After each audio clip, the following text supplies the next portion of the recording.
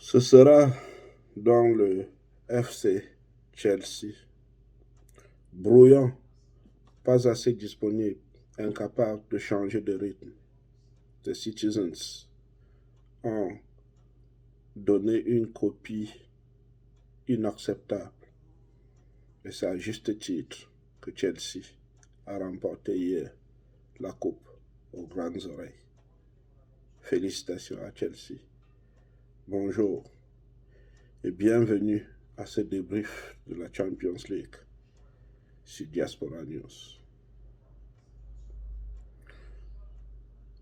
Aujourd'hui, je voudrais vous parler de Pep Guardiola. La question au début de la rencontre était celle de savoir si finalement Pep peut remporter une Champions League sans le FC Barcelone. Si Pep peut remporter une Champions League sans Lionel Messi. La question demeure non, car hier encore, il n'a pas pu. Il ne l'a pas pu avec Manchester City. Et ce n'est pas habituel que Pep soit, c'est dur de le dire, mais hors sujet. Comment comprendre dans un tel match que Pep le débute sans une sentinelle, alors qu'il y a des gens qui peuvent bien le faire, à l'instar de Fernandinho ou du jeune Rodri. Et même si c'était un choix, l'on se sera attendu que Pep le réajuste à la mi-temps. Mais il a réagi trop tard. Cette défaite est aussi celle de Pep. Je voudrais vous parler de Kevin De Bruyne, meilleur joueur de la Premier League, capitaine de cette équipe de City qu'il a porté pendant les phases de groupe et les phases KO, mais qui hier n'était pas dans son assiette.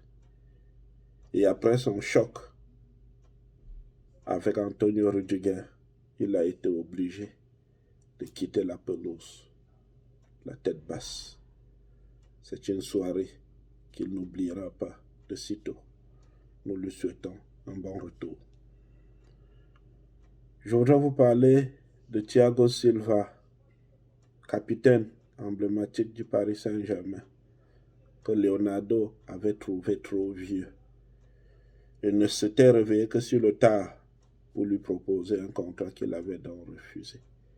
Thiago Silva, hier, quand il sortait à la 39e minute, on se disait, le sort l'a encore frappé. Mais Christiansen, dès son entrée, a tout donné, aussi pour Thiago Silva. Et Thiago Silva a donc été, avec Chelsea, sacré roi d'Europe. Je voudrais vous parler de Thomas Tuchel, l'élève de Pep. Lui qui a gagné contre Pep 3 fois cette saison. Et c'est la première fois qu'un entraîneur gagne contre Pep 3 fois consécutives. Il a remporté sa bataille tactique hier contre Pep. On a vu une équipe ordonnée, une équipe combative, une équipe qui en voulait. Il a fait confiance à son trio d'Allemands et ils ne l'ont pas déçu, même si on peut reprocher à Timo Werner d'avoir manqué de faire le break. Mais ici est aussi bien investi.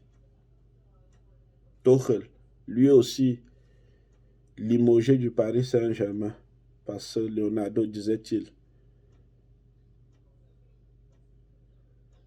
lui contestait la capacité, l'étoffe pour pouvoir remporter la Champions League. Tuchel a fait mentir les prédictions, a fait mentir les pronostics des bookmakers hier et a hissé Chelsea sur le toit d'Europe. Il rejoint donc le cercle restreint des entraîneurs allemands, parmi lesquels Jupp Heynckes, Jürgen Klopp, qui peuvent se prévaloir d'avoir remporté la Champions League. Je voulais enfin vous parler de celui sans qui le football n'est possible. N'Golo Kanté. En quelques mots, lorsqu'on réussit à être homme du match lors de la demi-finale aller, homme du match lors de la demi-finale retour, homme du match lors de la finale de la Champions League, l'on peut, à juste titre, sous réserve de l'Euro de football, se faire des espoirs pour ce qui est du Ballon d'Or. Il a été énorme. On avait l'impression qu'on avait 3, 4 N'Golo Kanté sur la pelouse. Il a été là quand il le fallait. Saluons enfin la performance collective de Chelsea, du gardien Mendy, il y a 6 ans encore chômeur, en passant par Kai Havertz, Antonio Rudiger, Mason Mount, tous ont montré qu'ils en voulaient, mais ils l'ont mérité. Vive le champion. Merci de nous avoir écoutés.